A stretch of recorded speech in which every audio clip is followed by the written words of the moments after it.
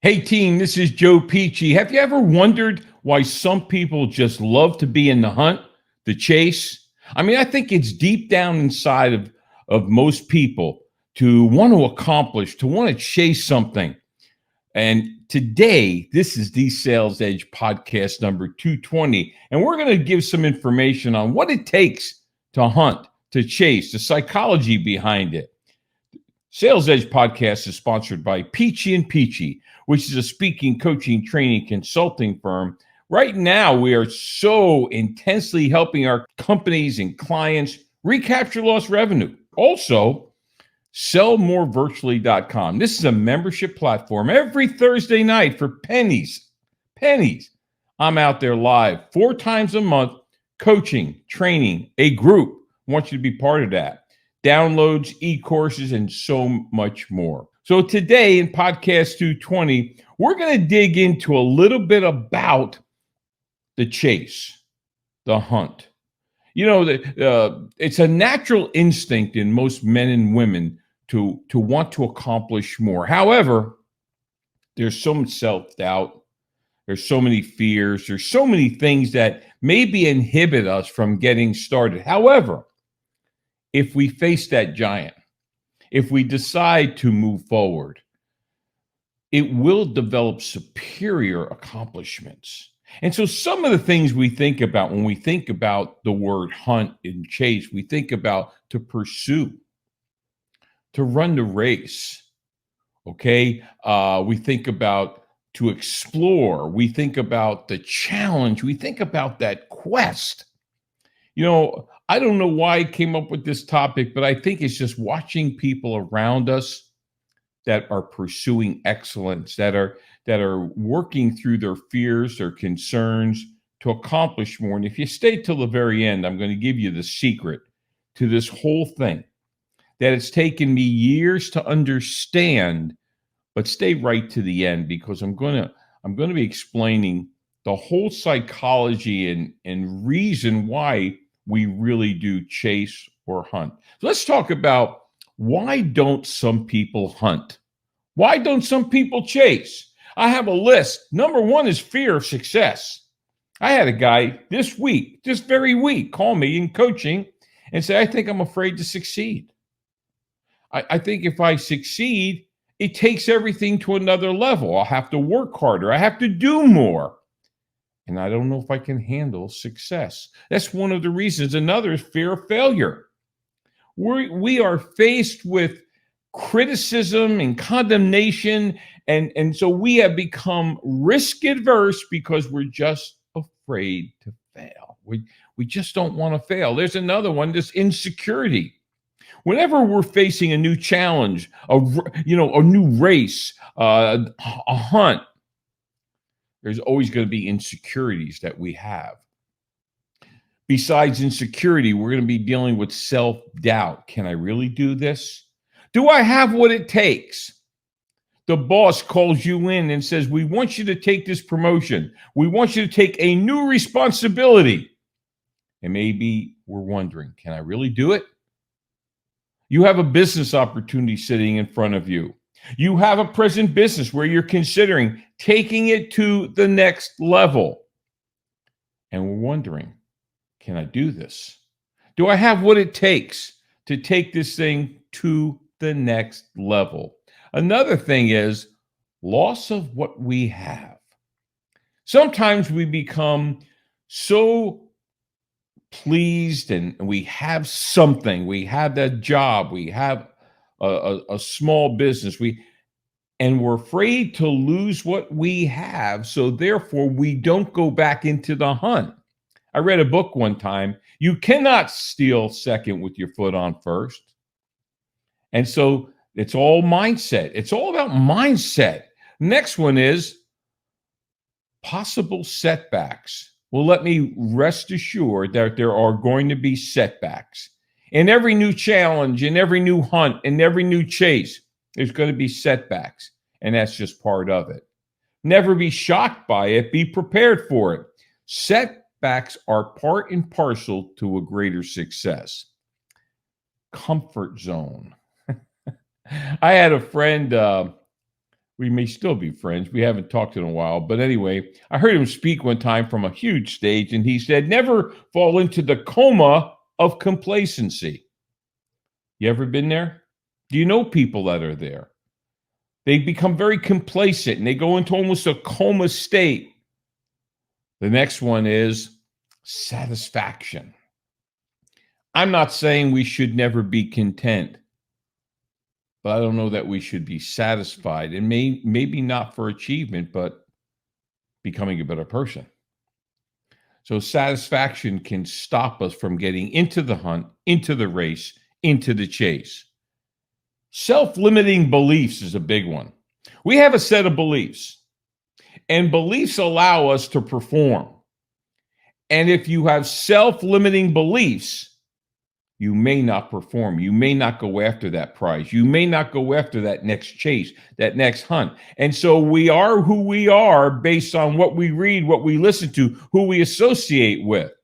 Sometimes our limiting beliefs have everything to do with what we're putting in our head. You want to change the picture, you got to change the input. From there, other people's opinion. And I will tell you, more times than not, this defeats the chase. What other people are saying, what other people are thinking. I mean, just the other day, a client of mine called me up and said, do you know what so-and-so said about you? And I said, no, and I don't care. And that's easy for me to say because of my behavior style, but it does affect us, doesn't it? Negative, people pulling us down. I used to know the analogy of the crabs in the pot. If you put one crab in a pot, it gets out. If you put a bunch in a pot, they'll pull each other down because they don't want that one to succeed. And so from there, the settle for. I used to call it the settle for wheel. See, we have two wheels. We have the hunt, the chase wheel, and then we have the settle for wheel. And that's up to you. Is that where you are? Is that where you want to be? Next, people play it safe. And if we didn't learn anything at all from the last year and a half, playing it safe is not always the best play. I know we put our foot on the gas pedal and we took risks. We pushed the envelope because we knew that if we if we sat back, nothing was going to happen. From there can be a lack of ambition. Sometimes people don't have ambition. That's not bad. It's not a bad thing. But these are some of the reasons why people don't get into the hunt. They don't get into the chase. They lack ambition. They don't have that fire in their belly. They don't have that hunger. That's the last one. They lack hunger. You know, I heard a guy say one time, you got to be hungry, humble, and persistent. But as Les Brown says, hunger is the most important aspect of drive and desire. So now we've listed some of the things that, some characteristics. We've listed some of the reasons why people don't hunt. So let's talk about the reasons they do hunt. Let's talk about those people that decide it's time to hunt. It's time to get to the next level. It's time to get out of that comfort zone. The first reason that people, and the benefit of this would be, you develop better skills. Anytime you have to take something to the next level, you're going to have to improve your skills, which means you're also going to have to improve strategies. So the idea of the hunt, the idea of the chase, we have to get better. And so we're forced to get better. We're forced to work on ourselves. We're forced to learn new skills. I look at Dawn. Dawn's been in the hunt with this Sell More Virtually platform. I mean, a year and a half ago, Dawn knew nothing about a membership platform, and now people are coaching with her about it. Why? Because she learned it. She does it. She launched it. Now people realize she knows what she's doing. I'm not telling you it was an easy road, that hunt, that chase, to produce 3 to 5 more silos of income for for Pici and Pici was not easy. New skills had to be learned. I had to learn new skills. I'm standing in front of a computer. I'm doing WebExes and Zooms and virtual trainings all over the world. And this was not part of the game for me a couple years ago. And it hasn't been comfortable. I had to learn new skills. We couldn't drag our two kids are pretty good in production. We can't drag them around. We have to be able to do this on our own. Next, you become a stronger person. Anytime you take on a challenge, anytime you get in the hunt, you will get stronger. What doesn't kill you makes you stronger. And another one, you will have to meet new mental, emotional, and physical demands. What we are and who we are and how we are has gotten us where we are. To get to the next level, we have to become stronger and better. Another one, it's going to raise your self-esteem. All the self-help books in the world are external motivation, but until you go to action, self-esteem doesn't raise. It's action that conquers the fear and gives you better self-esteem. That's what the hunt does. That's what the chase does. Another one, it's going to develop mental toughness. And I've said before, my coaching client from South Carolina once said, if you had to pick the number one ingredient it took to win, to run a business, to be in sales, to develop, what would it be? I said one thing would be mental toughness. Life is tough. Throws you curves. Got to be able to bounce. Got to be able to fight back. Next, it will teach you how to face the fear and go anyway. You know, I've read biographies of great people that talked about their fear. And they talked about that they went anyway. That's what the chase does for you. That's what the hunt does for you. It's going to help you develop courage. Courage. You know, we're watching this in our grandchildren now. We're watching them to get emotionally stronger and have greater courage. The courage to face new challenges every day. The world they're growing up into now, technology and everything changes on the dime. They've got to be able to have that internal courage because they're going to have to make a lot of adjustments in life. It's going to help you, the benefit of saying no without guilt. See, when you're in the chase, when you're in the hunt, you can't do everything. And when you're pursuing, you're going to have to say no. It's going to help you say no without feeling guilty. I talked to Todd yesterday, who's probably one of the finest human beings on the planet. And we were talking about the fact that he's worked, you know, he's been successful his whole life, but one of his challenges is he feels bad when he says no. But I said, but is saying yes to everything going to help you to be effective with those yeses? From there, it's going to test your limits.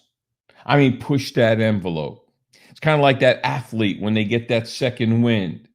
The hunt, the chase, test your very fiber, who you are, your core. Build confidence. I'll tell you what, confidence comes from the chase. It comes from the hunt. It doesn't come from books. It doesn't come from seminars. It doesn't come from podcasts.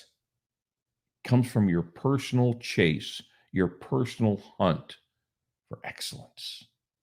From there, it's going to demand, one of the benefits, it's going to demand that you become superior in your execution, to take it to the next level, to be the best you can be, to always deliver things on time, on scope, on budget. The next one is develop a greater will, heart, and mindset. Whew. We all love those movies like Braveheart, Rocky. When you watch those movies of people that are overcoming insurmountable odds, You project yourself into that movie and say, I wonder if I would have done that. You get into the hunt, you get into the chase, you'll win your own war. You'll build your own mindset, your own mental toughness. From there, it's going to help you break free of those limiting beliefs because now you're really doing it. You're really going for it. From there,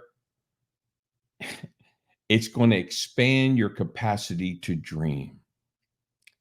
You see, dreams are fantasies without action. So as you begin to do things, your self-esteem, your subconscious says you can have that dream because you're doing what it takes in the hunt and in the chase. And you're going to get greater accomplishments. And as you've noticed, I haven't talked about tangible accomplishments. Those are all part and parcel. But that's not what today is about. I told you if you stayed to the end, I was going to give you the secret nugget. Yes, we all strive to make more money. Yes, we all strive to get more clients. Yes, we all strive to be bigger, stronger, faster, to lift the most weights, to run the fastest, to claim the prize, to have the golden chalice. That's not what today is about. I promised you that I would share with you the very secret of what this is all about. And the secret to the chase and the hunt is not what you accomplish, but who you become. You enjoy the journey. You start to become that better person. You start to become that reliable person. It's not in the prize. It's in the process of accomplishment that you are executing and becoming better. It's who we become in the pursuit. You start liking yourself. You start respecting yourself. How can anyone else respect you if you don't respect yourself? So as you pursue, as you hunt, as you chase, the win is not just the prize, but it's who we become in the game of pursuit. Hopefully this is giving you value. Hopefully this is something that you can listen to, maybe be inspired by, maybe actually realize that it's not about always money, but it's who you become in the chase. So this has been Joe Pici of the Sales Edge. Take out your phone, one word Sales Edge in the message box, text it to 55678. It'll take you to Pici splash page. Linked into the splash page. Yes, there's 5 videos on recapture lost revenue. Yes, there's downloads on ebooks. Yes, there's links to our podcast. But right now, we'd like you to really take a look at sellmorevirtually.com. What Dawn has created here, every Thursday night, I am out there and I'm doing live training and coaching 4 times a month, e-courses, downloads, interviews. We're so excited about this. If this has been a good podcast for you, can you like it, share it? Can you write a great comment about it? We certainly appreciate your loyalty as we're growing around the globe and getting more and more downloads, but it's only a testament to your loyalty and you passing this on. So, hey, y'all have a great day, and we'll see you at our next podcast.